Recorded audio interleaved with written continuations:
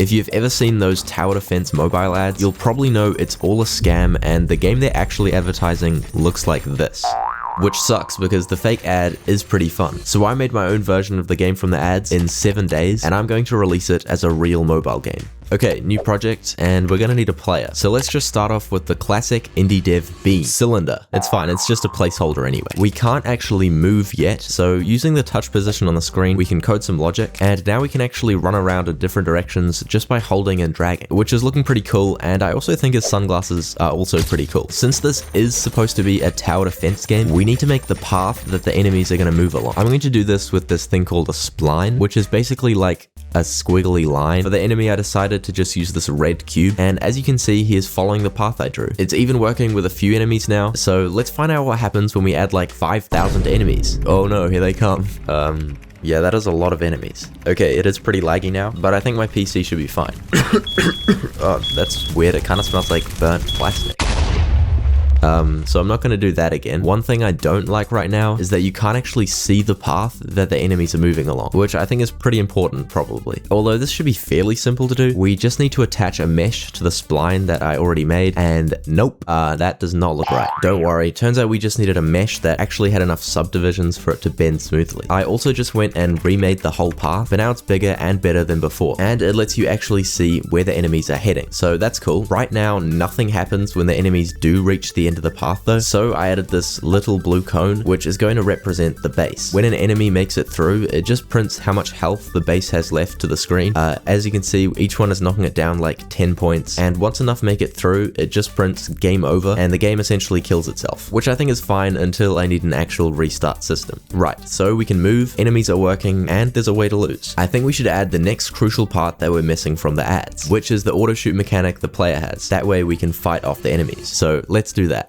Okay, so I got the basic auto shoot working, which just fires at enemies within the player's radius, but obviously arrows aren't instant, so by the time they reach the path, the enemy has already moved away. One way we can fix this is by giving the arrow a little bit of aimbot and constantly updating it on the enemy's location while it's still in the air. This works. You can tell it's bending a little bit, but I mean, it's a mobile game, so it doesn't have to be super realistic.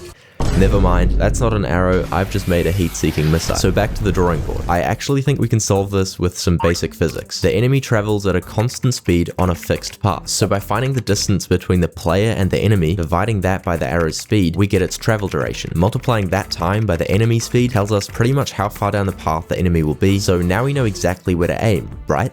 Wrong. That estimate assumes the arrow will take the same time to hit here and here, but since the enemies moved closer, the real flight time is shorter. So by redoing all of that math again, now using the distance between the player and our initial rough prediction, we can refine the accuracy much further and ensure the arrow always hits pretty much exactly where the enemy will actually be. And it works really well. In fact, the player literally cannot miss, which means we can even do super satisfying stuff like this.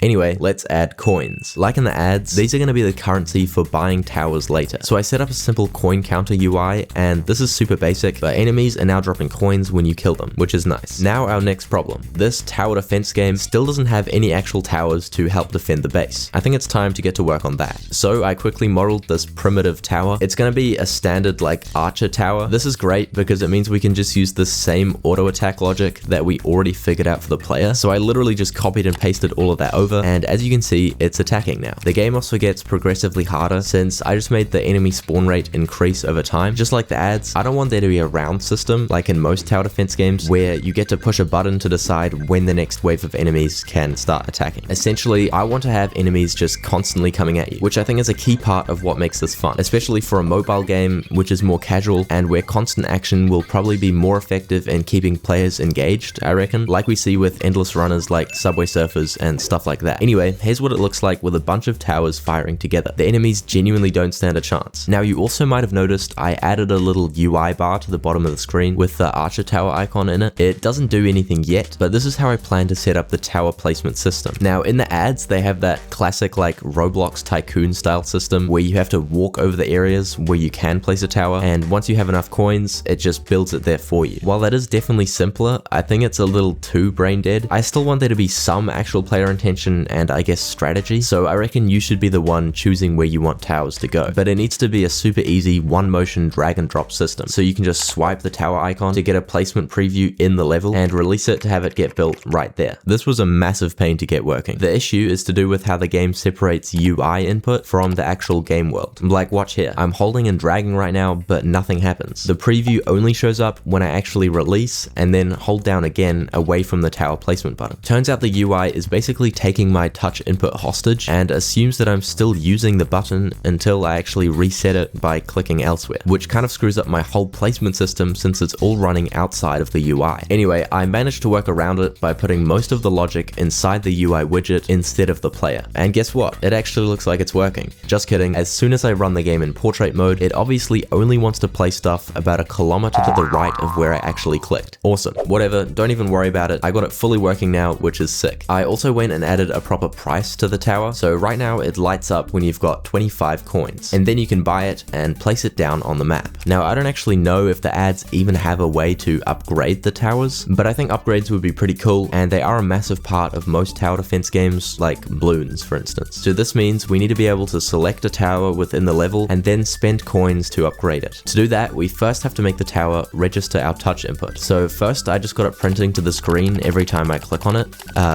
which I reckon is working. When you tap a tower, I also want it to show its range. So I attached this blue disc, which scales up as the attack radius increases, and this gives us a more clear visual representation of how much area it covers. And then I threw together this upgrade UI. For now, the only two upgrades are increased range and increased fire rate. But anyway, let's test it out. As you can see, the range pop-up is working. Yeah, we just need enough coins now.